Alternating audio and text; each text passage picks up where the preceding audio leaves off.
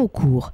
Dans cette industrie d'une quarantaine de salariés qui produit des pièces en fonte grise et en fonte GS pour des secteurs tels que le nucléaire, le ferroviaire et l'éolien, Jonathan Schumacher œuvre depuis 6 ans au moulage main, un métier qu'il a appris complètement sur le terrain alors qu'il se prédestinait à une toute autre voie professionnelle. J'ai fait des études en tant que paysagiste. Donc j'ai fait un contrat d'apprentissage pendant 2 ans où j'ai eu un CAP paysagiste.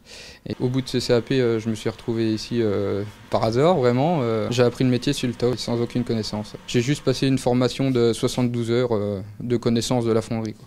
Et puis c'est vrai que ça me plaît, c'est un boulot assez enrichissant. On ne fait pas pareil de jour en jour, je veux dire.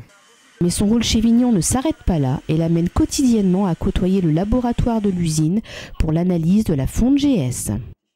2-3 mois après que je sois rentré dans l'entreprise, ils m'ont proposé de reprendre ce poste, qui était déjà pris par une autre personne du moulage main. Et c'est un plus, quoi, je veux dire. Une nouvelle corde à son arc que Jonathan a également appris à maîtriser sur le terrain et qui lui assure chaque jour une activité riche et variée chez Vignon. C'est de l'analyse GS en fait. Sur un four, la dernière pièce coulée de chaque poche est à contrôler en fait.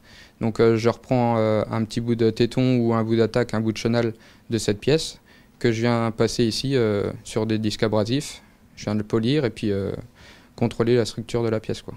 Je la passe au microscope et il faut que je cherche le plus de petits nodules possibles ronds, de la répartition et tout ça. Quand c'est pas bon, ça passe au supérieur et qui a pu orbiter les pièces, quoi, en fait. Si Jonathan Schumacher ne se prédestinait absolument pas à intégrer le domaine industriel, il s'épanouit aujourd'hui pleinement dans sa double activité chez Vignon. 6 ans d'expérience qui lui permettent de conseiller les jeunes qui souhaiteraient tenter l'aventure de la fonderie. Moi, étant passé déjà par un apprentissage, je pense que c'est le mieux à faire, vraiment. Déjà voir pendant 2 ans ce que c'est que la fonderie. Oui, je pense que pour les jeunes, c'est le mieux à faire. Une entrée dans la fonderie par hasard qui a su se transformer au fil des années en véritable vocation pour ce tout jeune fondeur. C'est vrai que c'est pas ma fonction première, la fonderie, mais ça reste quand même un métier enrichissant, comme je disais. Non, ça reste un beau métier. Oui. Et je pense qu'il y a beaucoup d'avenir dans la fonderie.